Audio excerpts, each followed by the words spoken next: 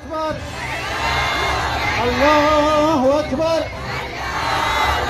حسين حسين شعار ما شهادة افتخار ما حسين شعار ما شهادة افتخار. Rakyat Iran menyambut baik gencatan senjata yang berlaku antara Israel dan Iran pada Selasa 24 Juni kemarin. Bagi mereka, gencatan senjata ini adalah simbol kemenangan setelah perang berkecamuk selama 12 hari. دامنه واکنش ویرانگر رزمندگان شجاع ایرانی Tanya yang mengakui gencatan senjata bahwa tujuan Israel telah tercapai. Pernyataan seperti itu tampaknya bermasalah, paling tidak. Pada awal perang yang berlangsung singkat itu, ia mendeklarasikan dua tujuan, memenggal program nuklir dan pergantian rezim. Bagaimana Israel kalah dalam perang melawan Iran? Ini 5 faktornya.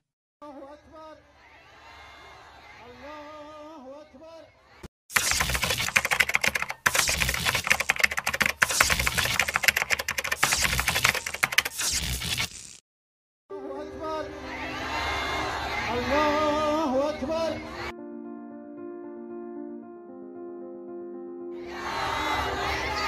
حسين شعار ما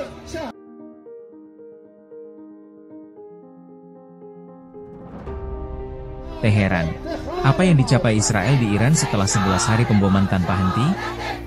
Perdana Menteri Benyamin Netanyahu mengklaim dalam pernyataannya yang mengakui gencatan senjata bahwa tujuan Israel telah tercapai. Pernyataan seperti itu tampaknya bermasalah, paling tidak. Pada awal perang yang berlangsung singkat itu, ia mendeklarasikan dua tujuan, memenggal program nuklir dan pergantian rezim. Bagaimana Israel kalah dalam perang melawan Iran?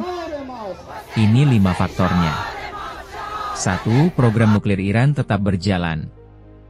Apakah program nuklir dimatikan? Jawabannya kemungkinan besar negatif, kata Ori Goldberg, pakar Iran, dilansir Al Jazeera. Tampaknya Iran mengangkut material yang dapat terbelah dari fasilitas Fordow yang diserang oleh Amerika Serikat. Persediaan ini adalah bagian terpenting dari program nuklir. Jadi, penggalan tampaknya telah gagal. Kerusakan apa, jika ada, yang ditimbulkan Israel pada program nuklir Iran? Itu juga tidak jelas. Israel berhasil membujuk AS untuk menyerang fasilitas nuklir Iran menggunakan bom penghancur bunker, Massive Ordnance Penetrators, MOP.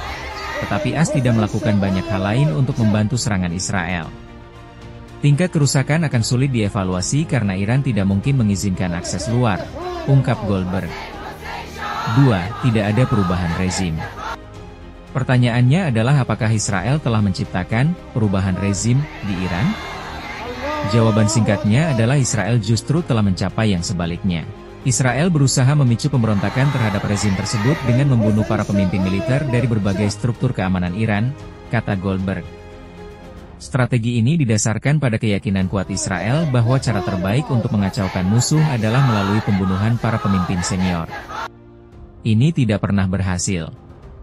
Satu-satunya pengecualian yang mungkin adalah dampak kematian Hasan Nasrallah terhadap Hizbullah di Lebanon. Tetapi itu sangat berkaitan dengan dinamika politik internal Lebanon. Dalam kasus Iran, pembunuhan tersebut menggalang dukungan rakyat di sekitar pemerintah. Israel membunuh para komandan senior Korps Garda Revolusi Iran, IRGC, yang mungkin merupakan elemen paling kuat dalam politik Iran saat ini, tetapi juga salah satu yang paling dibenci oleh publik Iran. Terlepas dari itu, banyak orang Iran yang menganggap diri mereka sebagai penentang keras Republik Islam dan khususnya IRGC mendapati diri mereka mendukungnya.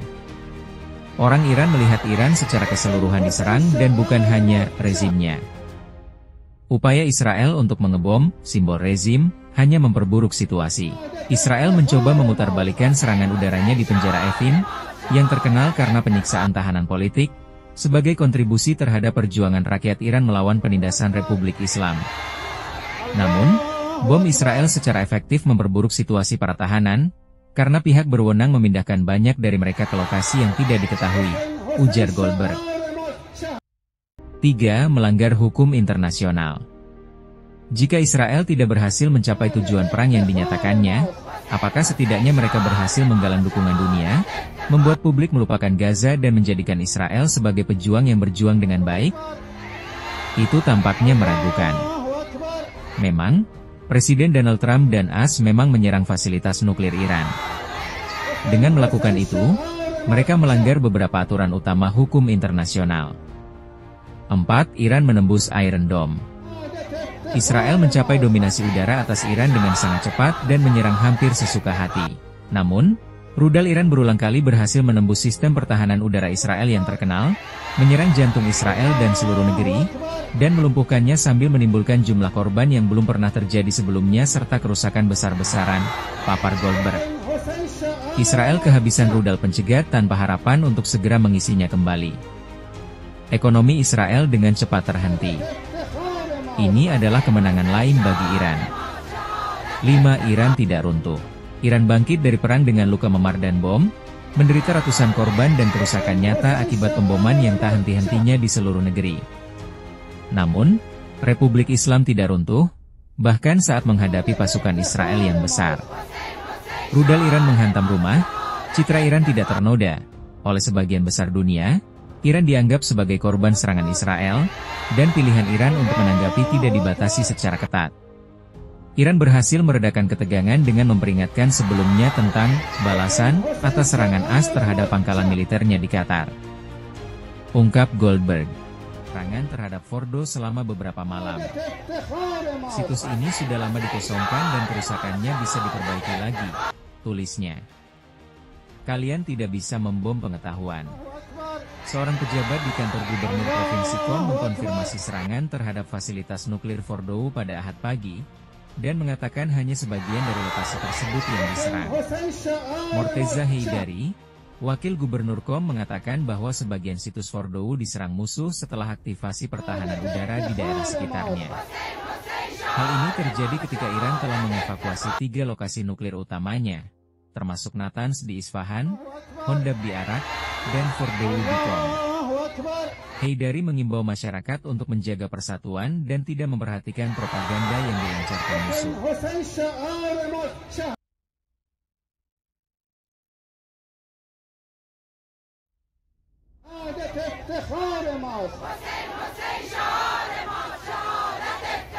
Organisasi Energi Atom Iran, IEOI, telah mengeluarkan pernyataan setelah serangan terhadap situs nuklir negara tersebut. Menurutnya, pada Ahad dini hari, situs nuklir negara di Fordo, Natanz, dan Isfahan diserang oleh musuh-musuh Islam Iran dalam tindakan brutal yang bertentangan dengan hukum internasional, khususnya Perjanjian Non-Proliferasi Nuklir, NPT, demikian bunyi pernyataan itu. Tindakan ini bertentangan dengan hukum internasional, sayangnya dilakukan di bawah bayang-bayang ketidakpedulian dan bahkan atas kerjasama Badan Energi Atom Internasional. Lembaga itu menambahkan bahwa musuh Amerika, melalui presiden negara ini, telah mengambil tanggung jawab atas serangan terhadap situs-situs tersebut, yang berada di bawah pengawasan terus-menerus dari Badan Energi Atom Internasional, berdasarkan perjanjian pengamanan dan perjanjian NPT. Komunitas internasional diharapkan mengutuk pelanggaran hukum yang didasarkan pada aturan-aturan di hutan dan mendukung Iran dalam mencapai hak-hak sahnya. Organisasi Energi Atom Iran lebih lanjut meyakinkan bangsa Iran bahwa meskipun ada konspirasi jahat dari musuh-musuhnya, dengan upaya ribuan ilmuwan dan pakar yang revolusioner dan termotivasi, mereka tidak akan membiarkan jalur perkembangan industri nasional ini dihentikan. Organisasi ini telah mengambil langkah-langkah yang diperlukan, termasuk tindakan hukum, dalam agendanya untuk membela hak-hak bangsa Iran yang mulia.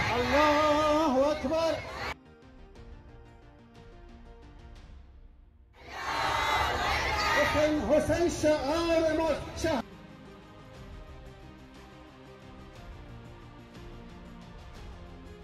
افتخار ماست حسین شعار ما شهادت افتخار